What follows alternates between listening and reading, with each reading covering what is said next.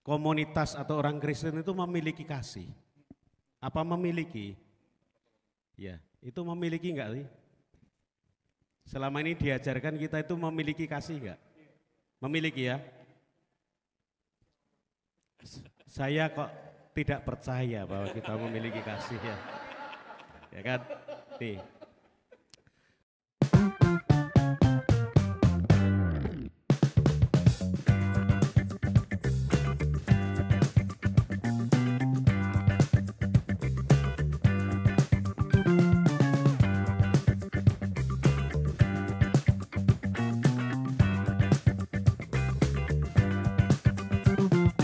Seperti apakah kasih atau damai itu dalam perspektif ajaran Katolik?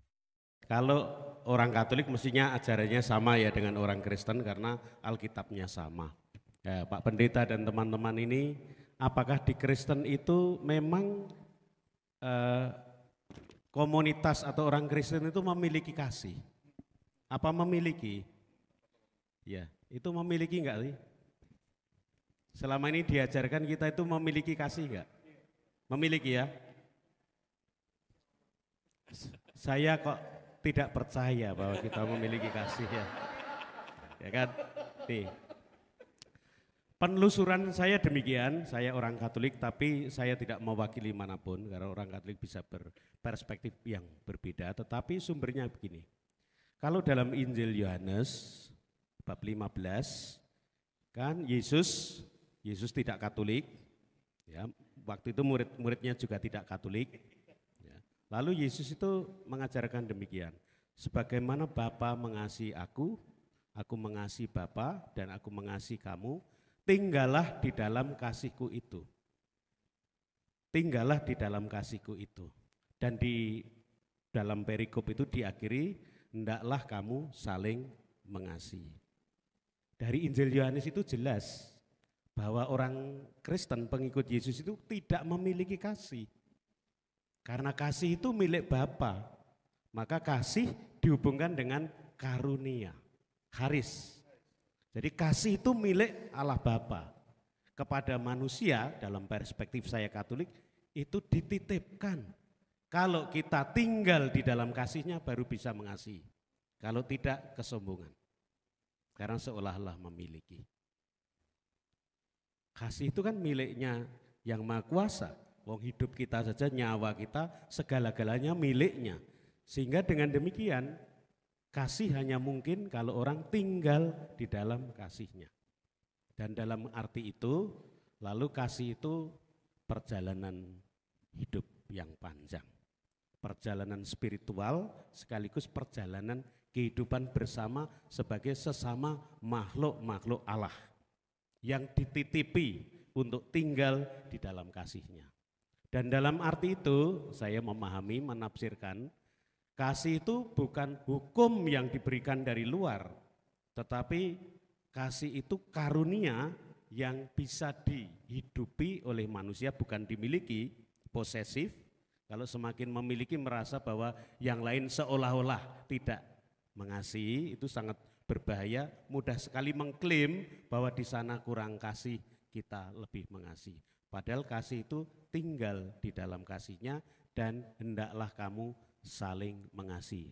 Maka Jean Panis, seorang orang Prancis yang banyak melayani orang-orang yang difabel, itu mengatakan kalau mau melayani supaya kita tidak menjadi sombong dan tidak frustasi, ya harus tenggelam dalam kasih Tuhan.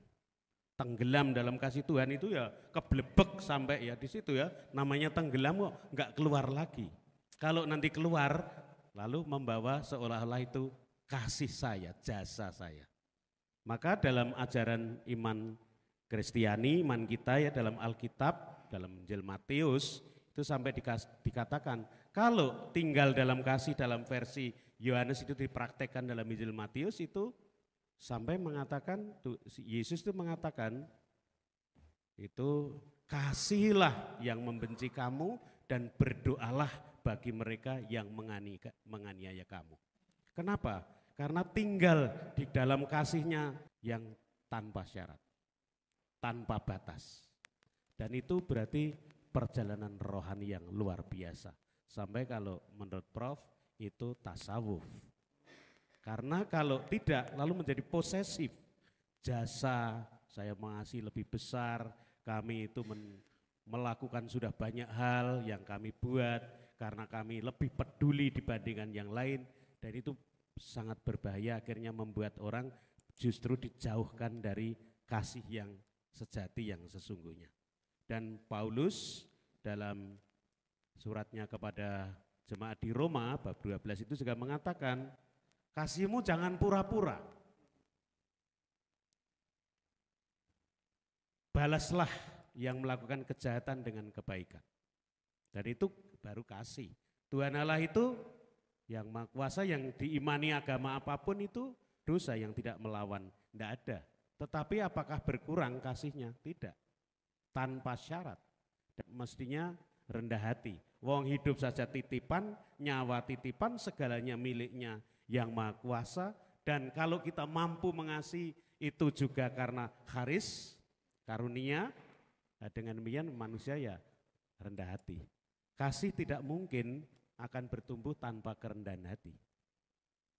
Rendah hati itu ya humilis itu kan humus itu seletong sapi ya, telek sapi ya, menjadi tanah yang dicampur dengan pupuk hara itu berani diinjak-injak, tanah itu semakin diinjak-injak ya subur, dikencingi tetap subur, ya memberikan hadiah, dilukai ya tetap memberikan, tanah enggak pernah melawan dan memberi. Jadi itu spiritualitas, itu mistik, tasawuf, perjalanan sufi untuk menghayati kasih itu. Itu tanggapan saya secara